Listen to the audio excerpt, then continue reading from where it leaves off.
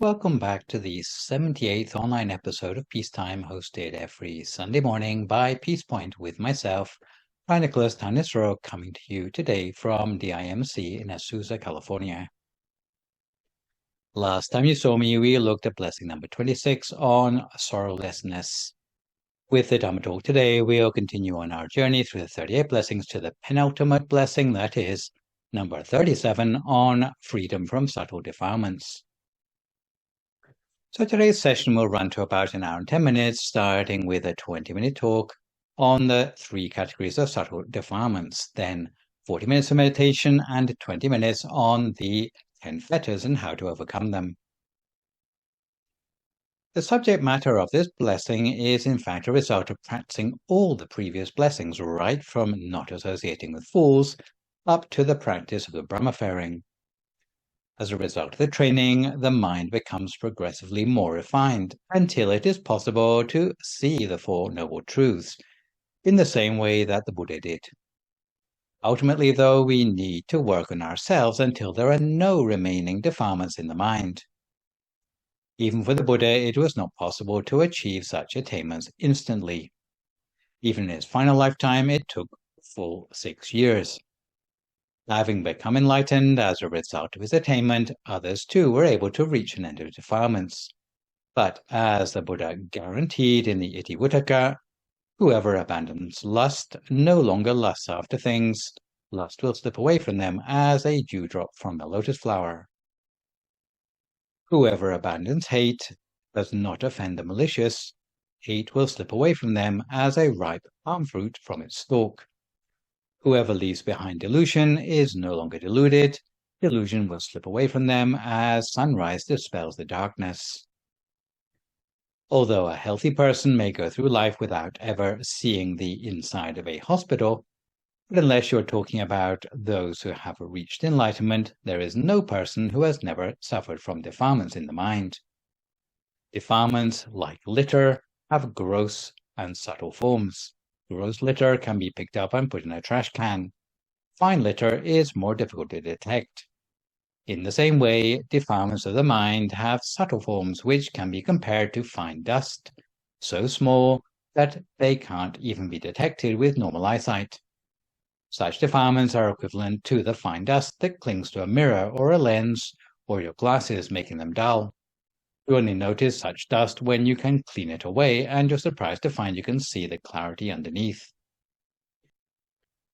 It is the absence of these subtle defilements which is the subject matter of this blessing. Of course, such a state is a result of the practice of those who have already come to an end with defilements. But for the benefit of those of us who have not quite reached this point in their practice, we take the opportunity in this blessing to examine the nature of the subtle defilements and give some possible advice for uprooting them. Defilements are like pollutants or impurities found in the mind which stop the mind from working as efficiently as it should. They're equivalent to bacteria or viruses in the body, external carriers of disease which cause the body to suffer from various illnesses. The Pali word used to refer to this blessing is virajang, which literally means stainless, faultless, or freedom from defilements and passion.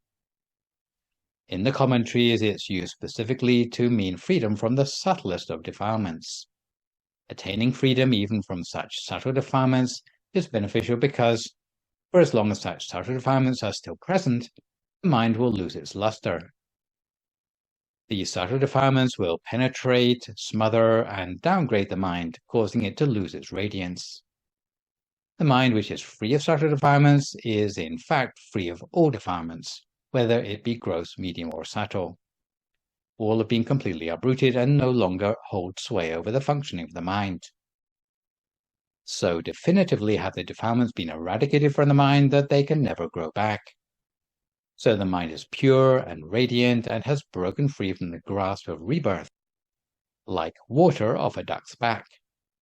For those who have attained nirvana, even the subtlest of defilements can no longer attach to the mind. You'll remember from previous lectures that there are 3 categories of mental defilements: greed, hatred, and delusion, each of which has its identifying characteristics. Greed has a characteristic of not being very damaging, but requiring a long time to recover from its negative effects. Once we have succumbed to greed or desire, it will be a long time before we can get back to how we were before.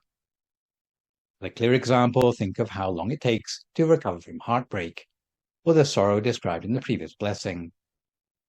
The effects of greed in the absence of aggression are not likely to get you put behind bars or compromise your ability to practice the Dharma, with larceny and theft being the fullest extent of any felony charges. The second category of hatred is characterized as very damaging, but it doesn't take long to recover from.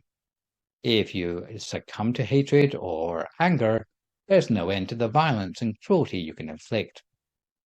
With extreme aggression, it's definitely possible to end up behind bars or on death row. Heavy karma can also be generated by actions of extreme cruelty, such as killing an enlightened one or one's parents. Angry temper tantrums are thankfully short-lived, however. If a person is angry, often all that's needed is for someone to say sorry, and the tension will be gone. Anger can disappear as suddenly as it arrives, and sometimes the hothead cannot even remember what they were supposed to be angry about. Sometimes a person who's done something really crazy when they were mad afterwards can't imagine how they could have got so riled up.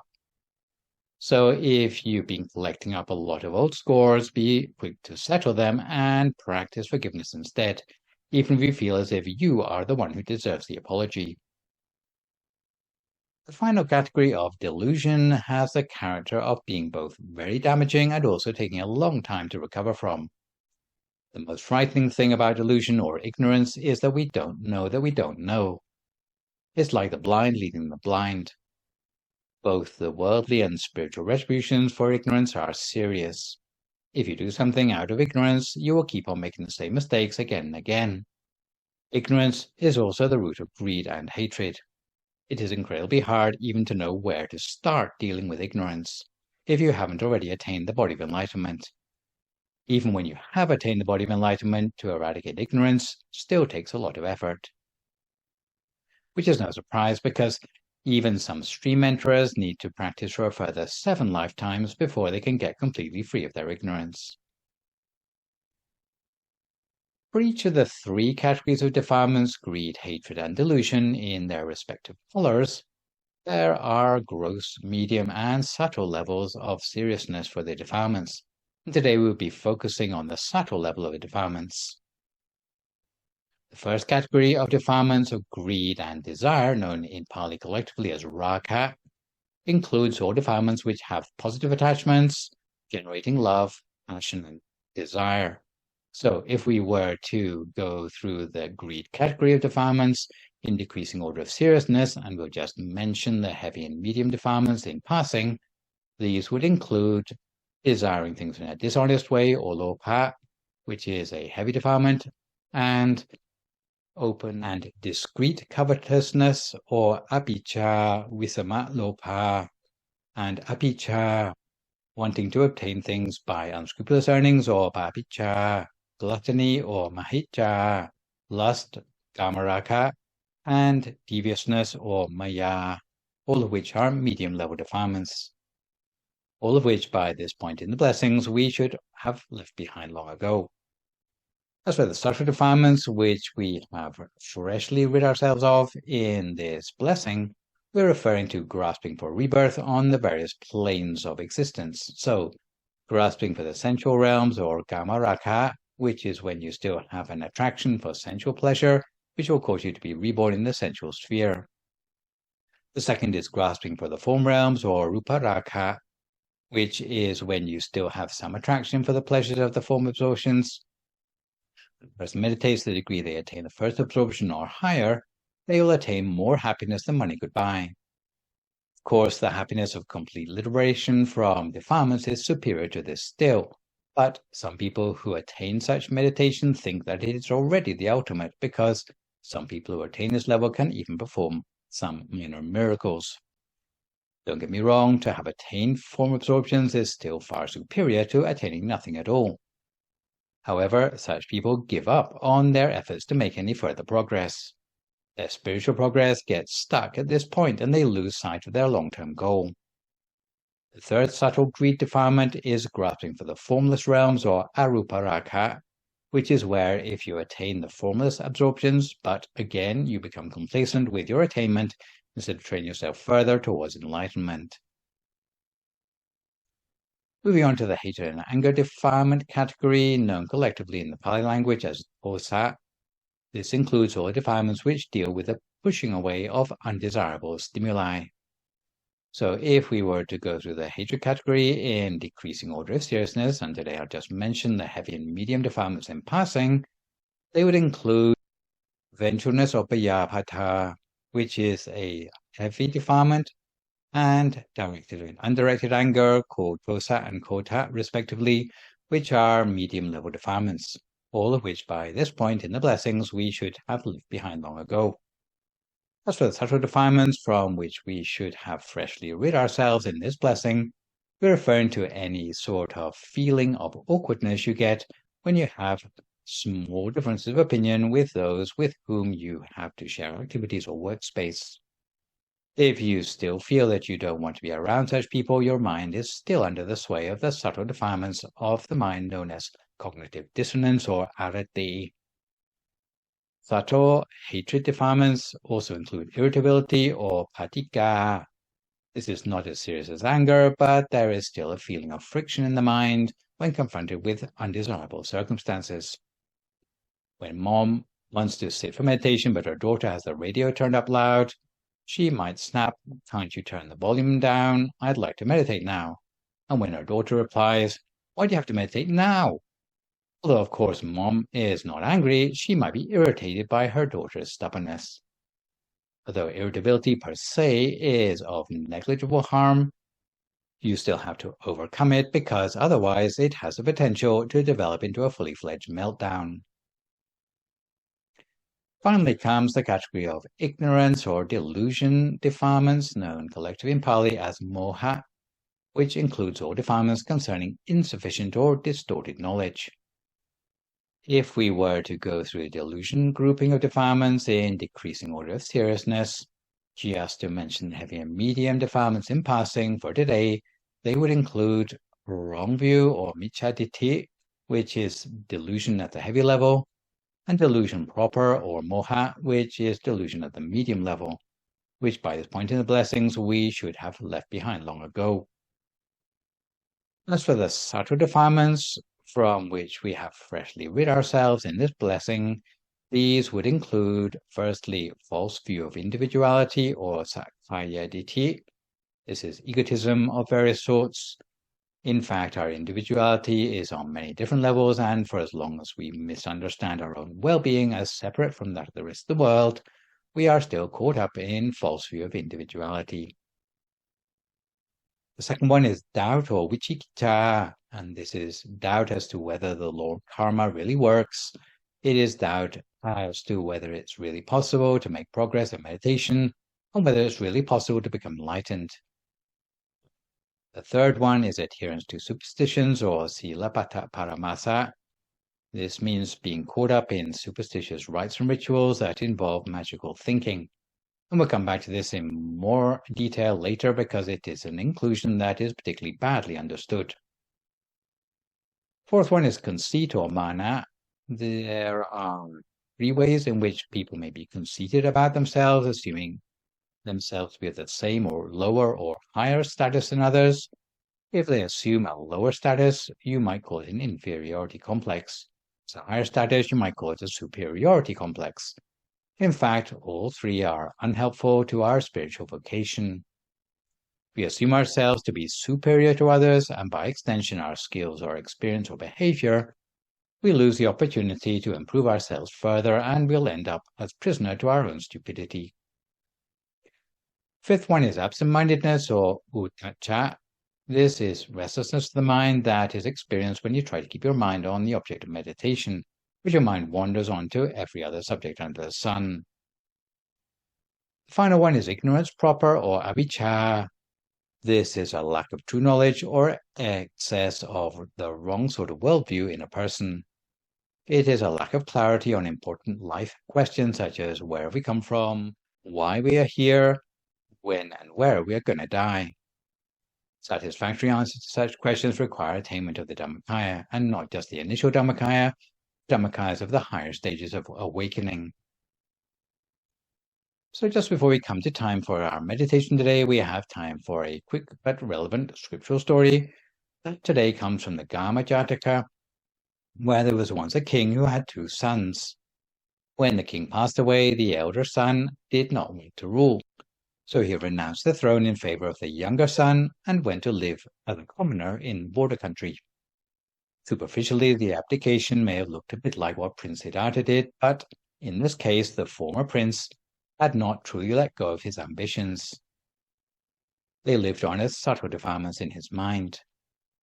A local entrepreneur knew that the ex-prince would be inexperienced at earning a living, so he supported him to get set up in life. But of course, there were some strings attached.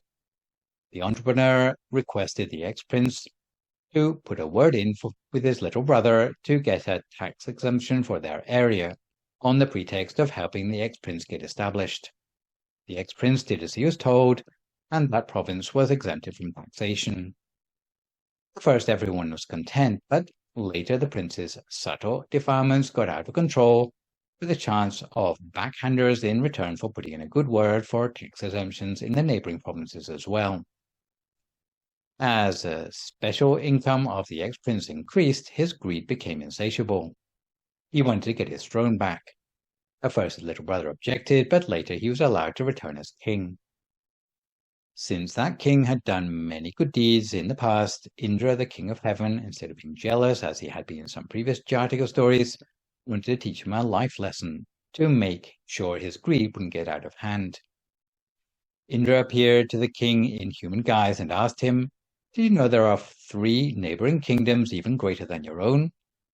Before the king could ask the details, Indra disappeared. The king became instantly dissatisfied with his own kingdom. He wanted to expand the borders and invade those 3 neighboring kingdoms, even though he had never seen them. The king was so obsessed with expansionism that he became sick just thinking about new territories day and night. No doctor could cure the king of his illness. During that lifetime, the Bodhisattva was born as a young scholar who had just finished his studies. He volunteered to administer a cure to the king. He discovered the cause of the illness and was able to heal the king without recourse to medicine, just by using questions to make the king recover his wits. The Bodhisattva knew the king already had 1 kingdom but craved 3 more, a total of 4. So he asked, "When your majesty sleeps, do you need 4 beds?" "No, only 1, replied the king. "When your majesty eats, does your majesty fill your stomach 4 times over?" "No, to be full, just 1 meal at a time suffices." "Then why does your majesty want to rule 4 kingdoms when you already have a kingdom of your own?" And the king was miraculously cured of his illness.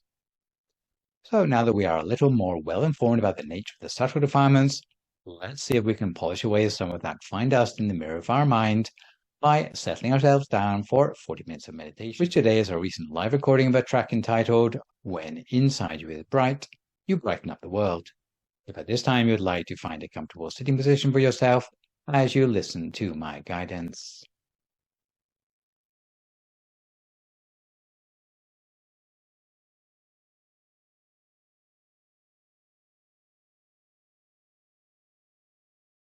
When you're ready, let's softly and gently close our eyes.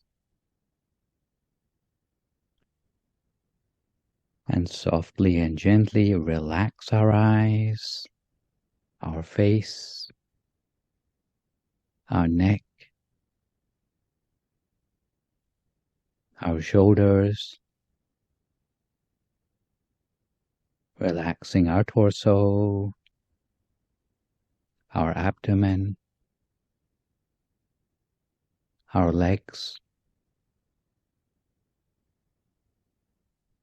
all the way down to the tips of our toes. We relax our arms, our hands, and our fingers. making sure that every single part of our body is completely relaxed. We take our time to make sure that we feel good, feel comfortable, because this comfort, this relaxation, is at the very heart of the meditation practice. Once you're able to feel good, feel relaxed, feel comfortable, just by doing that, you've already achieved almost 100% success in your meditation. And if you're able to maintain this relaxation, this comfort and peace, for just 1 second at a time, then that is already 100% success in your meditation. So we continue to relax, continue to let this feeling flow. And if you're feeling relaxed and comfortable in the present moment, then you're already doing a great job in your meditation.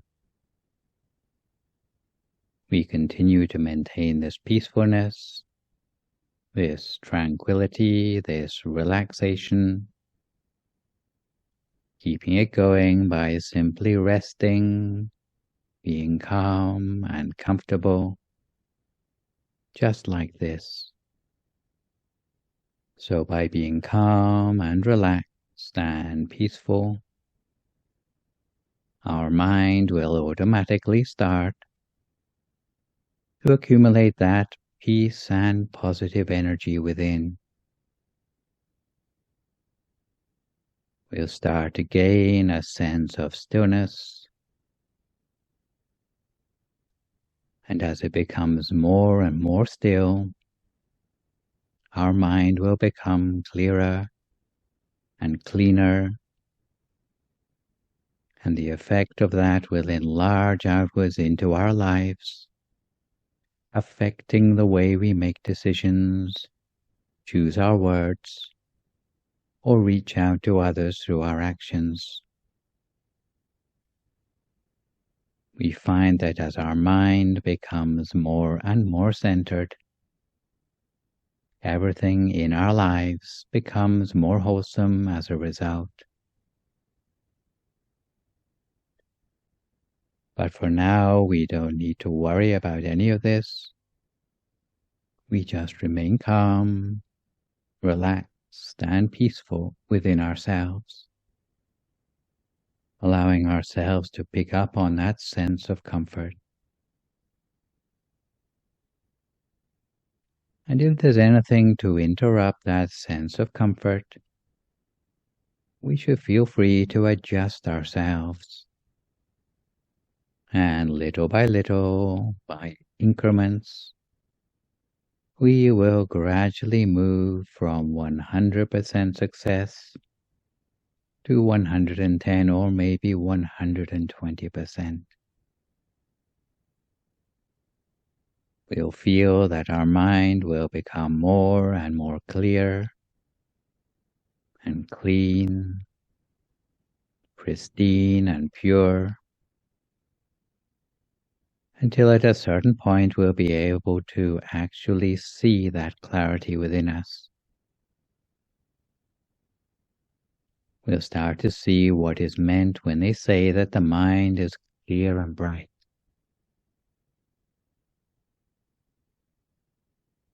And whatever happens in our meditation, or even if nothing happens at all, we just allow our mind to remain still. Keep our mind at ease. Keep our mind relaxed, calm and peaceful. Treating this feeling of stillness inside us as something precious. Something that's going to take us deeper, closer to the source of that positive energy that's being generated within us right now.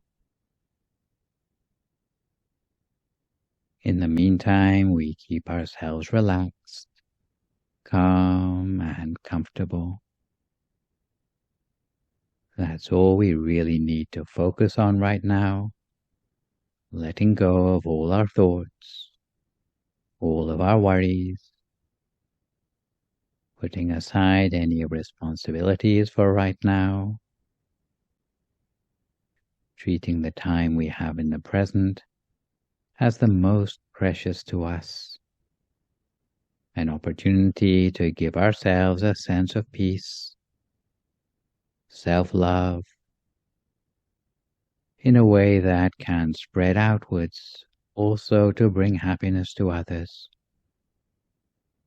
making ourselves more of a pleasure to be with. So later on, we'll be able to share this sense of compassion and happiness with our friends and family, and eventually to everyone in the world. The way we accumulate this sense of peace, this love and happiness, will start to softly and gently manifest within our mind. And as we relax more, feel more and more peaceful and comfortable, we may feel as if our whole body is starting to become light in weight, almost illuminated from the inside, as if there's something moving inside us, like a gentle breeze, blowing gently through the mind and cleansing away all the negativity. But all that's happening is that the mind is gently moving towards a standstill, which means that the thoughts in the mind are gradually grinding to a halt. But in the meantime, we're able to keep ourselves relaxed and calm and comfortable, with this feeling of peace and relaxation so crucial to our lives. We may already have come across such a feeling from time to time in our lives, but maybe never really paid much attention to it. But if we start to pay attention to this feeling of relaxation that's there, quietly in the background, starting to nurture and cherish this feeling, a sense of love and compassion inside our mind will start to connect with all the positivity in our lives, in our families' lives, in our community, and eventually to the whole of the world. So this feeling of continuity and relaxation is the heart of our meditation practice. This peace inside the mind, this sense of relaxation. It's just a question of training the mind to get used to being more comfortable and relaxed, allowing that sense of peace and love that we need so much to return to ourselves by taking good care of ourselves both in body and in mind, maintaining that good feeling while keeping a sense of comfort, accumulating more and more of that sense of peace and happiness.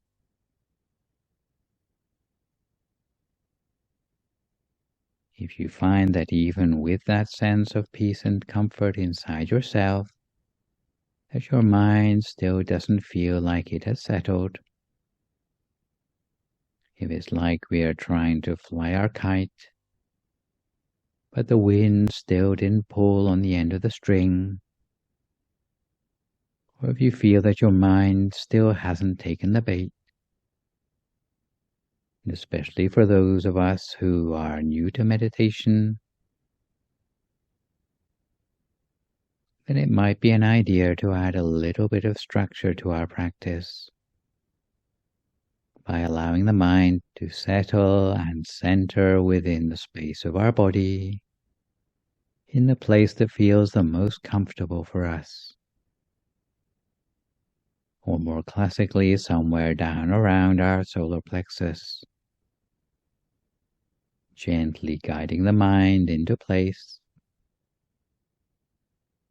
in a way that it finds it easiest to link up with that sense of positivity on the inside.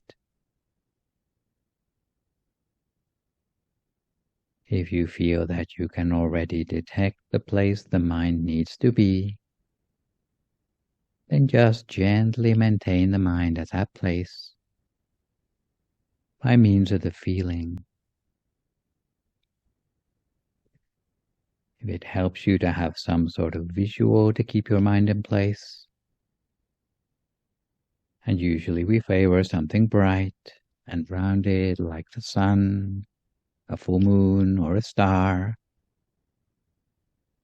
or perhaps a sparkling diamond, usually as a byproduct of that visual focusing of the mind in a gentle and comfortable way. We'll start to feel that sense of flowing inwards, pulling the mind deeper within ourselves.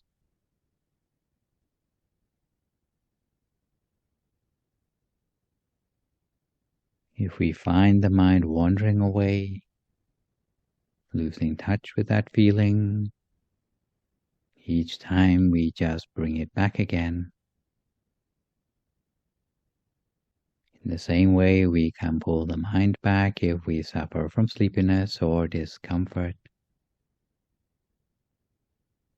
What's important is that we don't worry about what's happening in the meditation.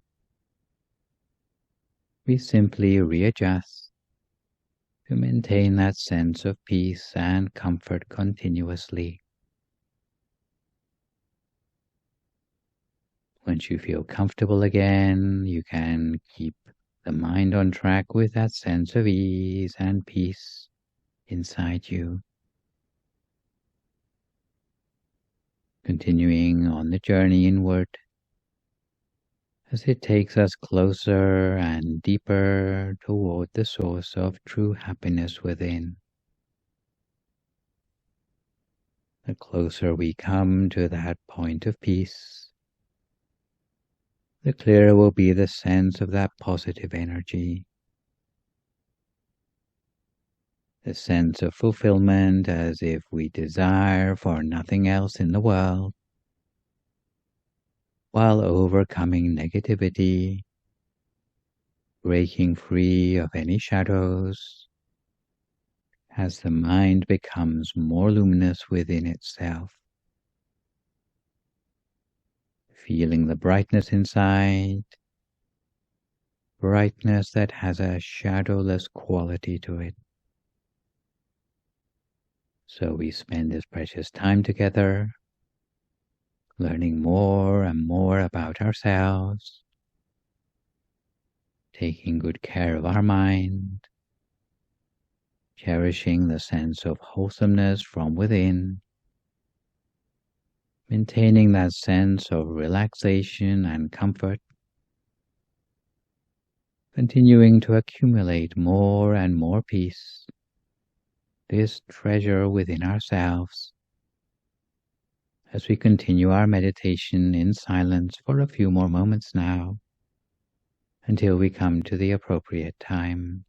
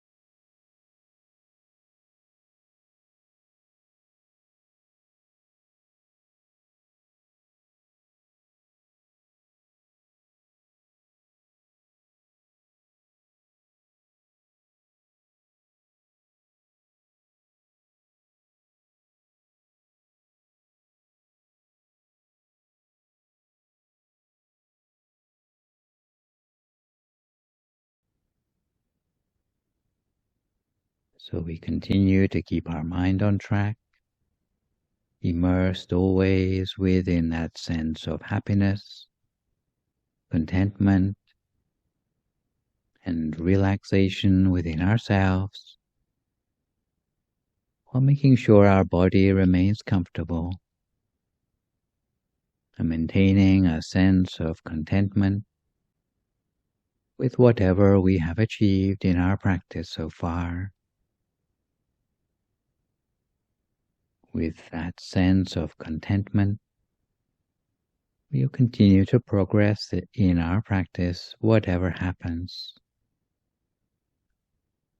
Being comfortable within our mind means keeping our mind free from worries, allowing ourselves to immerse the mind in that sense of tranquility. If we can manage to stay with this sense of relaxation and comfort, it's already the heart of the meditation practice. As long as we give due importance to this feeling of relaxation, then it's already 99.99% of success in our meditation. We continue to maintain this sense of relaxation. Little by little, our mind will become completely still. And through that sense of stillness and relaxation, it will become attracted by itself to the true source of tranquility or true peace within ourselves. Because although this source of happiness already exists in the mind, it only becomes tangible to us when the mind becomes still and free of thought, at which point it will become attracted there, returning to its origin, and that 99.99% of success will give way to the remaining 0.01%, which is to be consistent with that feeling, to keep that feeling of relaxation going as long as we can. And when it starts to go away, then we readjust and come back to that feeling again. It may seem repetitive that we have to keep readjusting in this way, but eventually the repetition will ensure that we reach closer and closer towards a sense of true happiness within mind, gradually accumulating the happiness little by little until our sense of peace and tranquility within becomes more precise and can lead us to the brightness on the inside. Because when you are bright inside, you will brighten up the rest of the world as well. So we continue in this way, lightly and gently, keeping our mind on track at the center of ourselves, immersed constantly and consistently at the center of that sense of inner peace, for a few more moments in silence, until we come to time for some loving kindness meditation.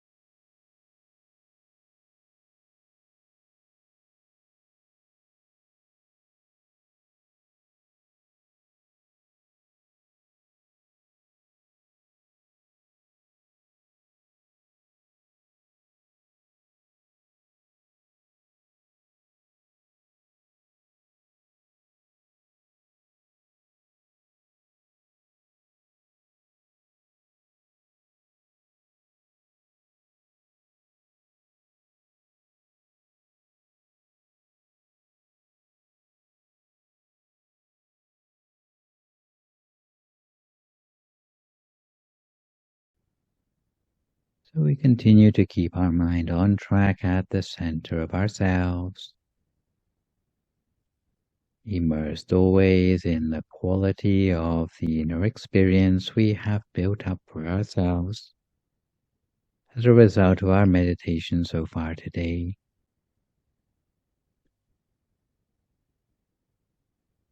For some people, it will be a feeling of well-being that seems to well up from the inside. For others, it may be something more like a sense of illumination arising from the inside.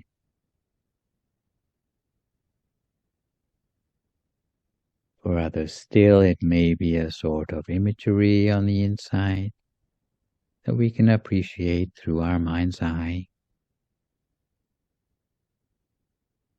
So whatever form that inner experience seems to take towards the end of our practice, by touching gently with our awareness at the center of that inner experience, we will become able to extend the qualities of that inner experience as loving kindness, initially towards ourselves, later towards the wider world around us. So while remaining calm and relaxed and comfortable, we softly bring our awareness to the center of ourselves, bringing our mind to rest at that place, the place of greatest contentment for us, while letting it be and letting it go, while remaining calm and relaxed and still at the center of that sense of tranquility,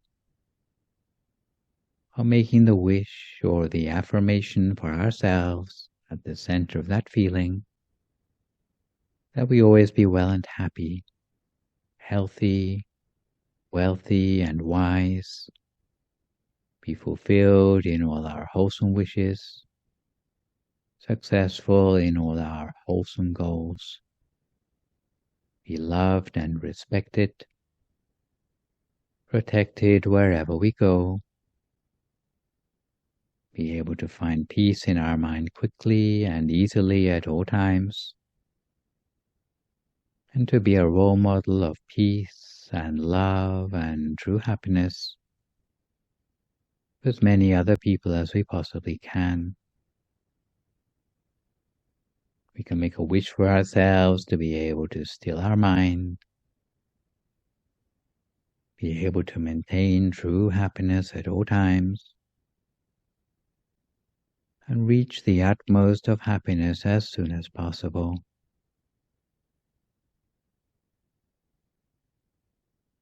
And having extended good wishes for ourselves through our loving kindness, we can now extend that loving kindness beyond ourselves, outwards into the world around us, in ever-widening circles. The positive energy that we have accumulated through our practice, almost like ripples emanating outwards from our center, ever wider into the world around us, softly and gently expanding with a sense of love and kindness and positive energy towards those around us in the world, throughout this room, throughout the entire building, and outwards into the neighborhood in all directions all around, sharing the sense of peace and love with all beings around us, softly and gently expanding it further and further till it covers the entire city, the whole country,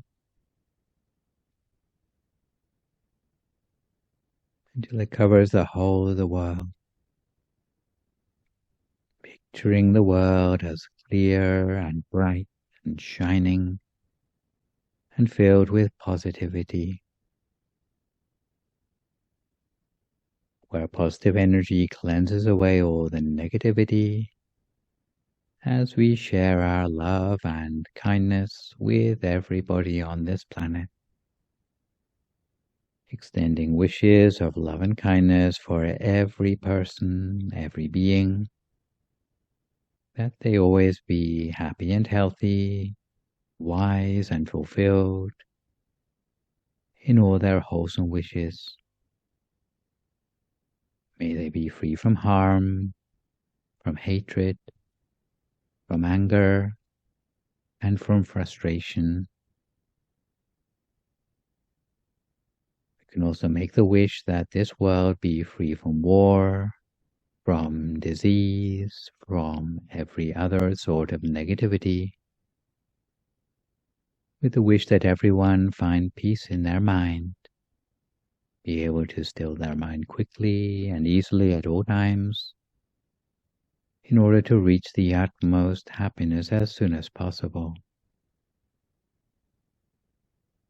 If we're thinking of particular loved ones of ours who are in difficulty at this time, we might extend particular loving kindness towards them, holding them in the brightness and sense of peace at our center, thinking of their faces or their names as we extend loving kindness toward them for the last few moments of our practice until we come to the appropriate time.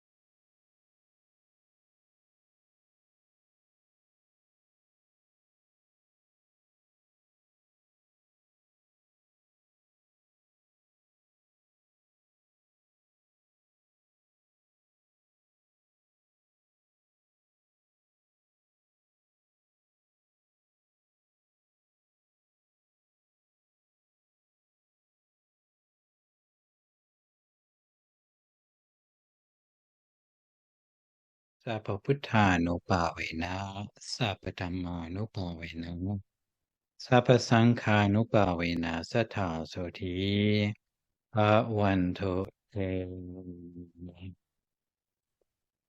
So if you'd like to come to the end of your meditation for today, you can gradually open your eyes again. If you feel uncomfortable, then slowly try changing to a more comfortable position before gradually finishing your practice. So to return gently to our subject matter of subtle defilements today, if we put all the three categories of subtle defilements together, what is overcome in the final stages of enlightenment can be concluded in the form of the 10 fetters or samyojana, which are sequentially uprooted by each of the stages of enlightenment by the process I have already described in Blessing 33. So the subtle defilements in order of the 10 fetters comprise self-view or sakkaya ditthi, doubt or vicikicca, attachment to rites and rituals or silabbata paramasa, grasping for the sensual realms or kamaraka, annoyance or patika, grasping for the formless realms or ruparaka, grasping for the formless realms or aruparaka, stubbornness or mana, absent-mindedness or uddhacca, and ignorance or avijja. You can understand the 10 fetters as being connected with the 4 noble truths because the second noble truth points out that grasping and ultimately ignorance are the causes of suffering and are fetters that trap sentient beings in the cycle of existence. Removal of the 10 fetters are stepping stones along the path to liberation. Although obviously those who are advanced enough in their practice to shed the fetters would have overcome the 5 hindrances long ago, 4 of the 5 hindrances, namely fetters 2, 4, 5, and 9, show some overlap, although in the hindrances the 4th fetter is translated as sense desire, and the 5th fetter is translated as ill will. Also, according to the Avijja Sutta of the Anguttara Nikaya, fetters 1, 8, and 10 are regarded as nutriments for delusion, and fetters 6 and 7 nourish the cravings for existence. As you may have noticed, fetter number 3 is a little bit of an odd one out. So today we will digress slightly to justify how it ended up amongst the 10 fetters. So any discussion of attachment to rites and rituals has to acknowledge a certain tendency to discourage rites and rituals in some contemporary Buddhist circles. Ironically, if you were to go anywhere in the world and visit a traditional Buddhist temple rather than a meditation center, you would discover that the reality of Buddhist life seems to be conspicuously involved with chanting, rites and rituals, cultural conventions, vows and resolutions. The number of precepts observed by lay Buddhists is only exceeded by the number kept by monks and nuns. Water is poured to dedicate merits for the departed. Mahayana Buddhists take bodhisattva vows to help them aspire to Buddhahood and salvation for all beings. The practice of austerities involves a vow to practice any of the 13 special practices we saw back in Blessing 31. Meanwhile, other Buddhists do prostrations along pilgrimage routes. Some Buddhists commit to being vegetarian. Tibetan Buddhists believe auspiciousness can be generated by the spinning of prayer wheels or the flapping of prayer flags.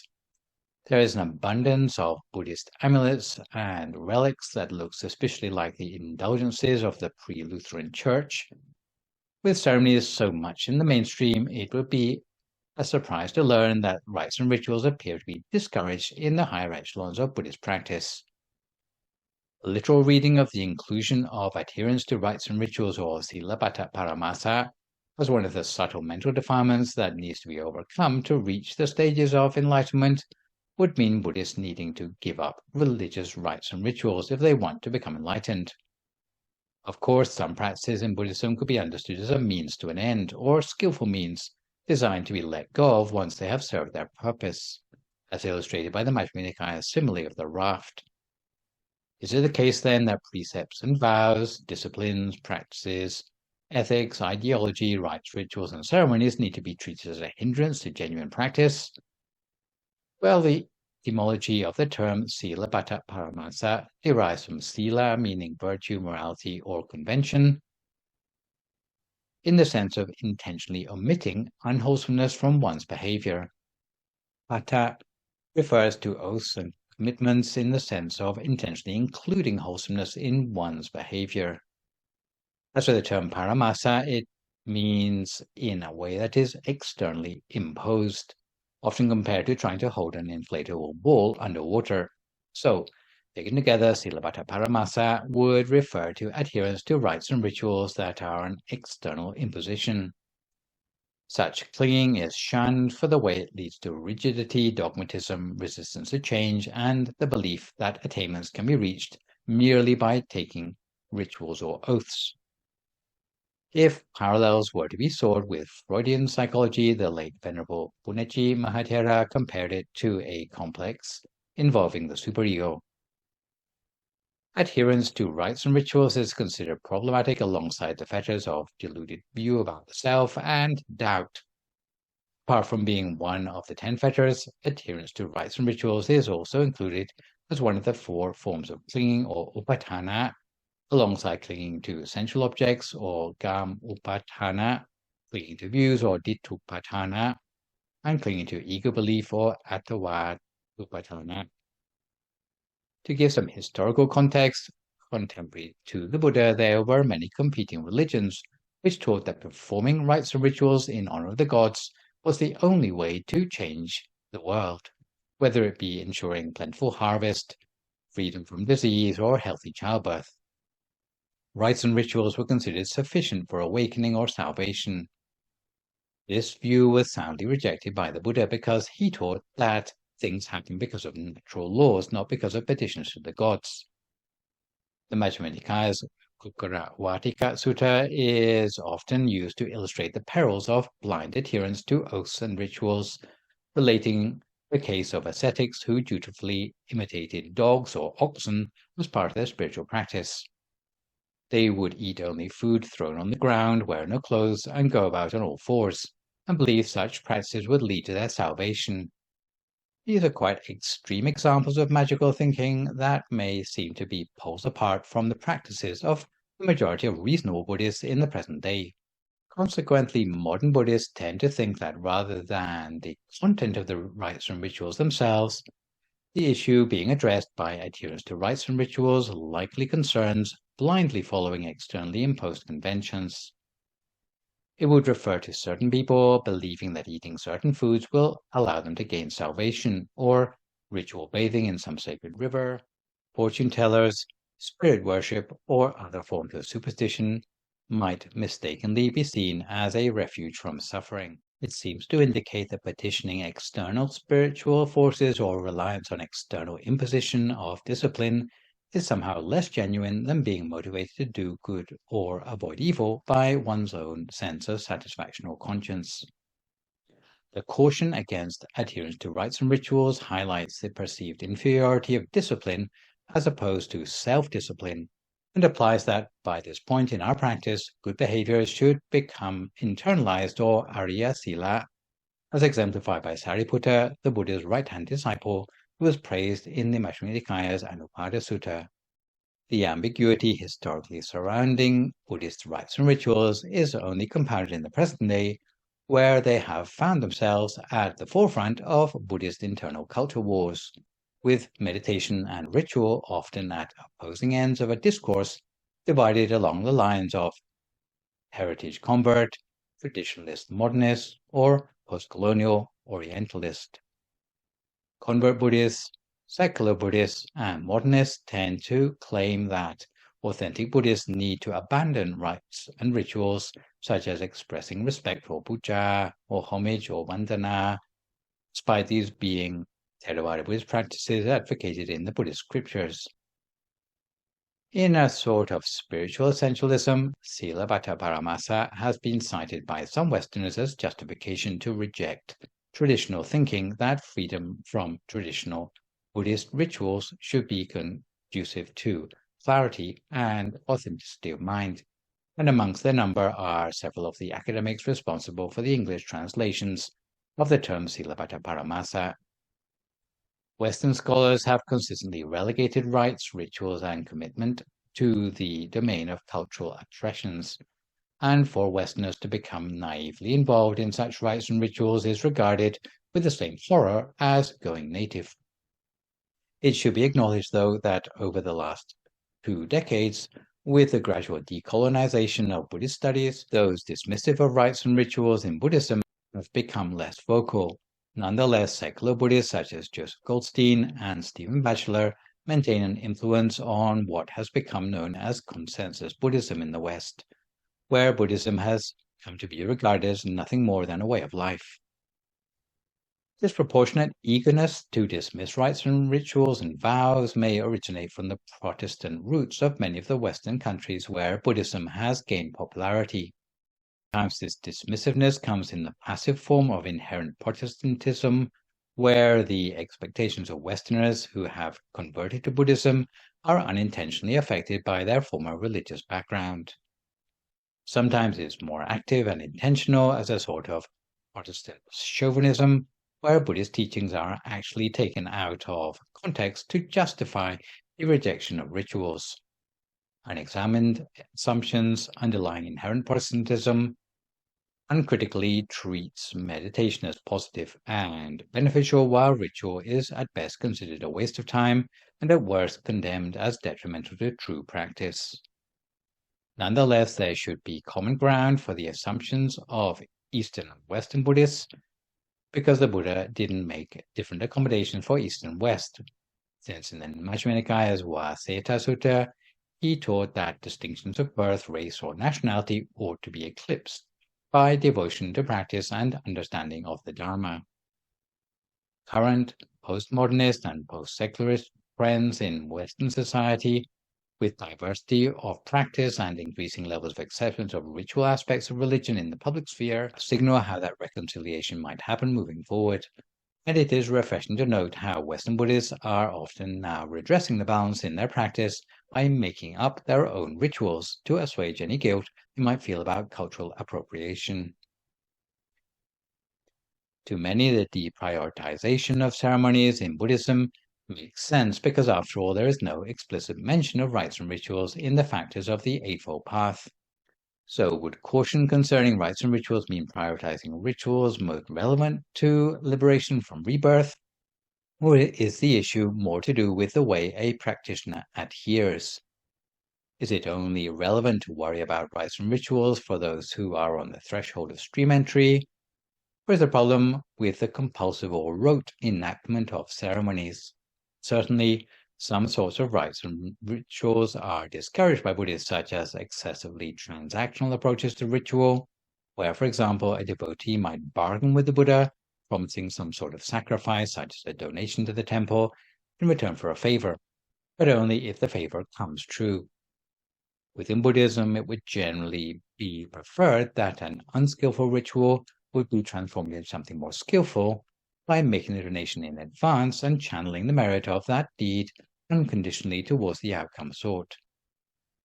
This, along with black magic oaths, self-mortification rituals, or taking refuge in things other than the triple gem, are probably the only rites and rituals that traditional Buddhists would seek to abandon outright. Although on the face of it, the subtle defilements seem harmless, we cannot afford to tolerate their presence in our mind, just like a spark which can cause the whole of a city to burn down. The Buddha therefore taught that we see danger even in the smallest of things, something which he referred to as anumatesu vachesu paya dasavi. Even though all these subtle mental paints may be considered minor, no more than fine dust in the mind, we have to get rid of them anyway, because otherwise they will hold us back from enlightenment or force us to relapse into the more serious types of behavior. For most people, the mental taints are so subtle that it's like it doesn't really matter whether they're there or not. Nonetheless, they are like tiny bacteria which can cause much more serious diseases. If meditation progress is not our full-time job, it's often difficult to appreciate the urgency of getting rid of these subtle defilements. Nonetheless, we cannot afford to ignore them, or at least treat them with the utmost caution. The best security is to uproot them completely, and we'll finish by reminding ourselves of some of the best remedies for each of the categories. So I've already gone into the detail of overcoming the subtle defilements in the preceding blessings, but just as a quick reminder, the best way to overcome grasping for the sensual realms or sensuality more generally is to practice contentment with one's spouse, give up frivolous behavior, use funerals for our benefit, associate with good friends, love ourselves unselfishly, spread loving kindness limitlessly, or stay single or celibate, keeping the 8 precepts, and generally keeping life properly in perspective through meditation. Grasping for the form and formless realms can be overcome by making a daily resolution to reach nirvana. On the anger front, the subtle defilements of cognitive dissonance and irritability can be overcome, assuming that you are still in control of your temper, by doing or saying nothing harmful while irritated, and more generally cultivating love and kindness, training yourself in patience, and trying to avoid associating with angry people. For the subtle defilements related to delusion, the false view of individuality, doubt, absent-mindedness, and ignorance need to be overcome by cultivating wisdom, meditating more, and seeking guidance from those more experienced on the Buddhist path than oneself. Conceit can be overcome by being humble, being wary of comparing yourself with others, and avoiding flatterers. Instead of comparing yourself with others, you should compare yourself today with how you were yesterday or last week and look for any improvements. As for overcoming adherence to rites and rituals, it would seem that caution towards rites and rituals is best implemented through better understanding of the role motivations, intentions, and worldview play in the ceremonial practice of respect, homage, or resolution, and shifting attention away from the precept or practice per se to the qualities of mind surrounding them. Even superficially empty actions can be imbued with spiritual meaning if performed with right intention. Similarly, many rites and rituals in a Buddhist context can be understood as the formal opportunity to practice generosity, bolster morality, and meditate. So the need to break the fetter of Silabbata Paramasa would most likely mean relinquishing any distorted understanding of the role precepts and conventions may play in practice, since whether or not a Buddhist refrains from ritual is no guarantee of them escaping magical thinking. Such an understanding of rites and rituals avoids throwing out the meritorious baby with the bathwater, as modernists might advocate. Meanwhile, Buddhists need to keep in touch with the deeper objectives underlying rites and rituals in a way that makes them meaningful to ultimate liberation from suffering. The only way to come to a definitive end of such beliefs is to attain the Dhammakaya. Until you manage to attain the Dhammakaya, you will always end up believing the last thing you heard. For today, we have time for one final scriptural story relevant to the topic of subtle defilements. In the time of the Buddha, there was a group of monks who had been practicing in isolation in the forest, keeping the precepts strictly and meditating extendedly. They had been meditating so long that they had become convinced that they had already overcome all the subtle defilements in their minds. They thought they had no remaining greed, hatred, or delusion. All the monks felt so fulfilled that they agreed to leave the forest to return to the temple. They planned to visit the Buddha, and the Buddha knew through his meditation that this group of monks had overestimated their attainment and, in fact, had not reached an end of defilements. Buddha instructed Ananda to wait for the monks at the gate of the temple and tell them to go and stay in the cemetery instead of immediately coming to see him in the temple. In the cemetery, there was the corpse of a beautiful woman who had just recently died. When the monks arrived at the cemetery, they saw the corpse of the woman, and their attraction to her former beauty resurfaced. Only then did the monks realize that there were still subtle defilements remaining in their minds, and they needed to practice further. In this case, without the right circumstances to magnify the subtle defilements into a recognizable emotion, the small defilements in the minds of these monks had remained hidden without them realizing. So this session I have introduced to you Blessing 37 on a mind free from subtle defilements. So for my next live session online, which will, fingers crossed, be a week on Sunday morning, we'll move to the final blessing, number 38 on the blissful mind. For good measure, I'd like to remind viewers that you can email your questions about meditation or what you have heard in the lecture to the email address that you can see spelled out on the slide. And I'll do my best to answer these on my next session. In the meantime, try to avoid recklessness or complacency as we continue to deal with the knock-on health and economic effects of the pandemic. Maintain a positive mood, speak only positive words, forgive others, extend good wishes to others, and meditate daily. Hopefully, as a result of today's session, you will feel a little more inspired to uproot the last of the subtle defilements from your mind. So for today, this is me, Phra Nicholas Thanissaro, signing off for now. So long, folks, and stay safe.